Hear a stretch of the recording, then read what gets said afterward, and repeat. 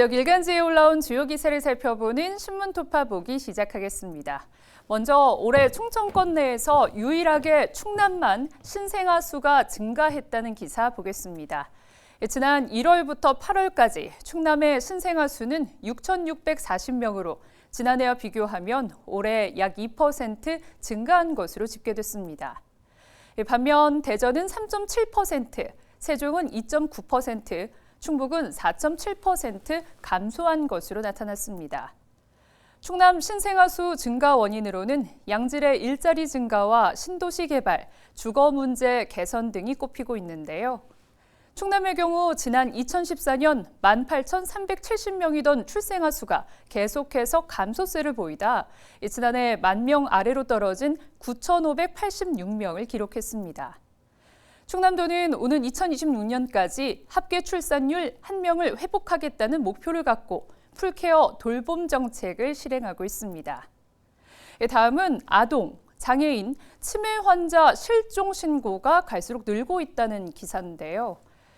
경찰청 제출 자료에 따르면 최근 3년간 집계된 충청권 실종 신고는 11,998건입니다. 2021년에 3,782건, 2022년에 4,311건, 지난해 3,905건으로 집계됐는데요. 18세 미만 아동 실종 신고가 6,852건으로 가장 많았고 치매 환자 2,935건, 지적, 자폐성, 정신장애인 2,211건 등입니다. 올해에도 지난 7월까지 충청권 내에서 총 2,131건의 신고가 접수됐는데요.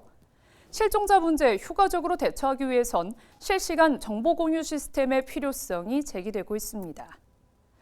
충청 지역 연극 무대에 불이 꺼지고 있다는 기사도 보겠는데요. 올 상반기 충청권에서 공연된 연극은 85건에 불과합니다. 같은 기간 12배 이상 많은 1,077건의 연극을 무대에 올린 서울과 대비되고 있는 상황인데요. 관람표의 판매 수량과 액수도 크게 뒤떨어져 있습니다. 팬데믹 영향으로 관객 수가 크게 줄어든 이후 현재까지 회복되지 못하고 있는 분위기에 지역 연극인들은 부업을 병행하고 있는 실정이라고 합니다. 이와 관련해 일각에선 지역 연극의 몰락이 자칫 지방 소멸을 가속화할 것이란 위기감도 고조되고 있는데요. 향토적 이야기를 담아낸 연극이 설 자리를 잃으면 지역 고유의 문화를 계승, 발전할 수 없다는 우려의 목소리도 커지고 있습니다. 지금까지 지역신문 살펴봤습니다. 계속해서 사진 뉴스입니다. 지난 1992년 설치된 천안 유량육교가 철거됩니다. 이달 중으로 철거 공사를 발주하고 12월 말까지 완료할 계획입니다. 다음 사진입니다. 다음 달 아산에서 지역의 소중한 문화유산을 활용한 2개의 축제가 열립니다.